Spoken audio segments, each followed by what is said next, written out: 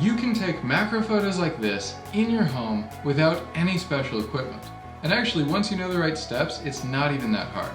In today's video, I'm going to give you a bunch of good macro photography ideas and demonstrate exactly how to get photos like that using common household objects that you probably already have.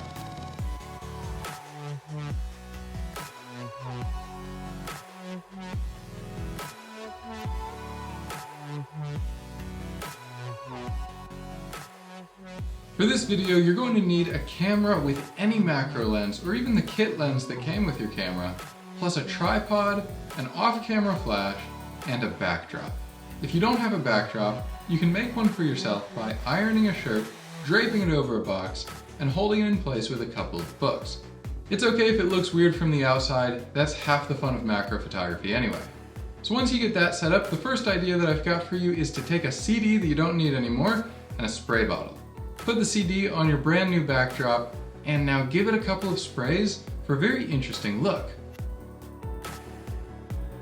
And you can experiment with the angle of the CD and the direction of light to change how your photos look. Right here, for example, I started out with one light, but I soon added a second, and now I have an army of robots. When everything's said and done, here's how your photos are going to look.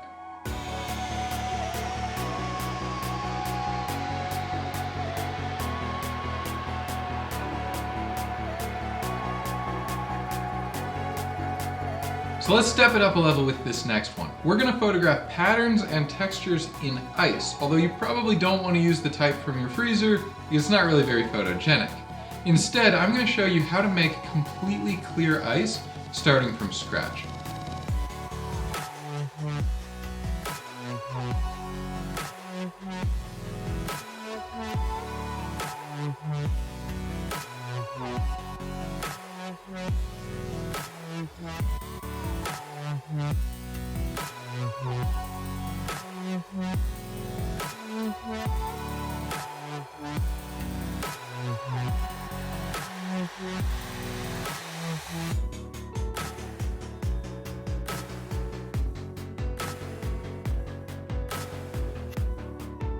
At this point, it's time to take some pictures, and I would say that the best setup for your lighting equipment is to actually light the ice from underneath. I leave it up to you how to do that in the least messy way, but here's how my final photo looks. Pretty cool. The setup here does take a bit of time, but I think that it's 100% worth it. Now this next idea is really fun. You're going to photograph splashes of water at the instant before they disappear. So here are the steps that you need to follow.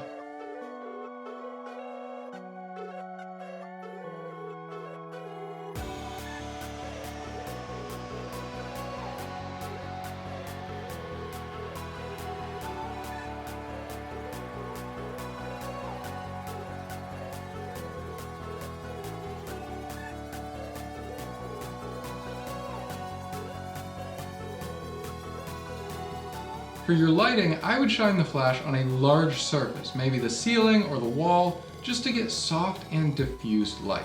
Now for camera settings, I used 1/200th of a second, f8, and ISO 400. If you're not familiar with what those settings mean, check out my other video on macro photography where I talk about the best camera settings to use. In this case though, here's what you can get.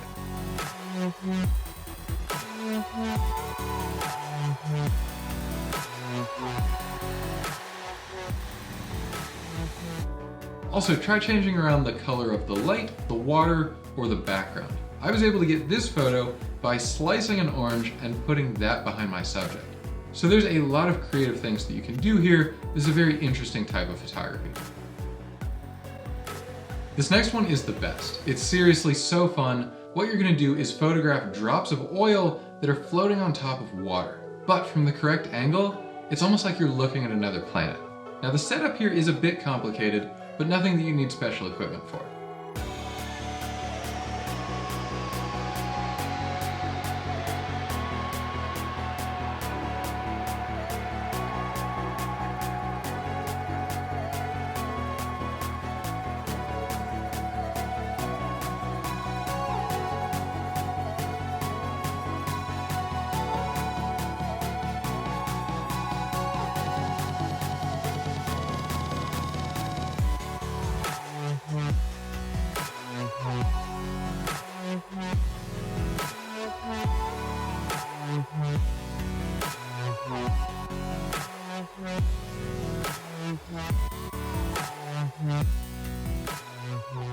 I think that it's the best in most cases to light this setup from below by bouncing your flash off the tablecloth and shining it underneath your subject.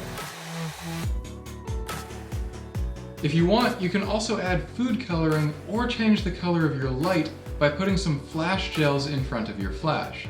And at the end of the day, the photos from this setup can turn out really cool.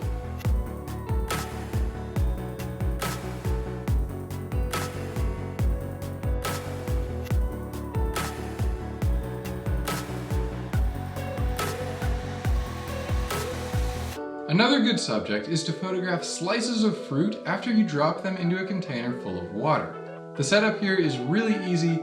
You just slice some fruit into thin pieces and then fill a vase or an old aquarium tank most of the way with water. Just like before, I recommend bouncing the flash off the ceiling or anything else to make the light a little bit softer. And at this point, the only tricky thing left is timing. It's not always easy to drop the fruit and take the photo with perfect timing, so you might need to try a few times before you get it right. Once you're done, here's the type of photo that you can get.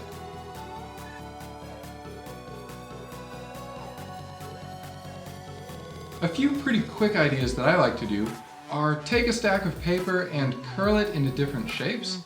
Now you can play around with depth of field and the color of your light to get some pretty interesting shots. And you can also do something very similar with fabric.